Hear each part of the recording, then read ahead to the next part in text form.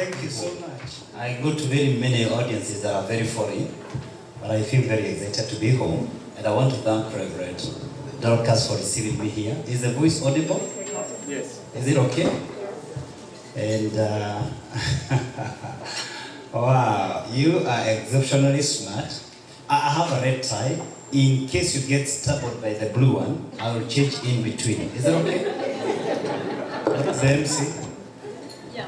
If I need to change, I'll change in between. That's okay. Fair enough. Now, I will play around with your emotions tonight. I'll take them up and down. Sometimes you will laugh, sometimes you will mourn, but at the end we will learn. So tell your neighbor, you're going to learn a lot today.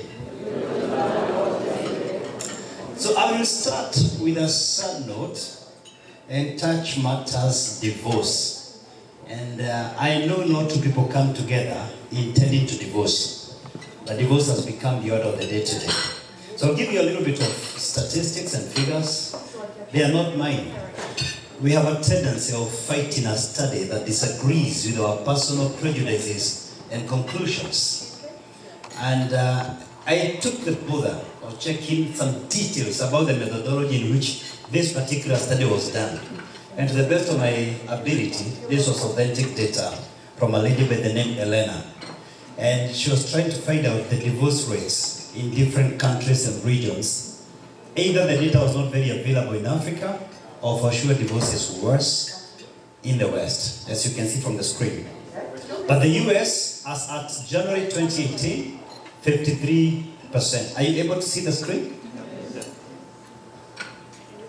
France, 55%. By the way, don't pretend to see the screen because there are some things I'll require you to read. If you can't see, you have seen me rearranging the seat. We would rather rearrange you and you bring you here. If you can't see, because you will interrupt your learning tonight if you can't see the screen. Especially in later slides. Now, Cuba, 56%, Estonia, 58%, Luxembourg, 60%, Spain, 63%, Czech Republic, 66%, Hungary, 67%, Portugal, 68%. Now, who's going to make a guess? Which country do you think has the highest divorce rate? Sorry? Who said Kenya? Shindwe. Okay, which one? USA. USA is number one there, 53%. France? Germany?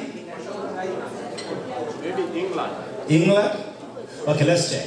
Sorry. According to this particular study by Elena, Belgium, she concluded only 29% of marriages make it. 29%. 71% likelihood of ending up in divorce. Now you know a country to avoid. Because emotions are contagious. But I found a different study. The statistics are a little bit different. But at least the message will be one. And the reason I decided to pull it is because you come across different data. This was by a group of lawyers from Sydney, Australia. And this is what they found. And you know, lawyers tend to know who divorces who. More than any other professional, correct? Lawyers and pastors get to know what is happening in families. Lawyers, professors, and sometimes doctors. Because sometimes some of the diseases we take to doctors are caused by marriage. Canada, according to these guys, 38% divorce rate. Australia, 38%. New Zealand, 42%. UK, 42%. Germany, 44%. US, 46%. Russia, 51%. And this was earlier, it was in 2017. France, 55%. Spain, 65%. Luxembourg, 87%. That's alarming. That's alarming. But then I checked some old data, 2012, and I was trying to look at the trends of divorce over the years. And this is what I found. In the US 2012, about 50% of marriages ended up in divorce. But now the same guys, according to Mark, they ended up marrying the second time. And they married the third time. When they married the second time, they had a 67% chance of divorcing. When they married the third time, they had a 73% chance of divorcing. What is the message? It is easier to work on your existing marriage than subsequent fathers. It's easier to resolve issues in that marriage than entertaining some fantasies. First marriages have a higher chance of working than subsequent marriages.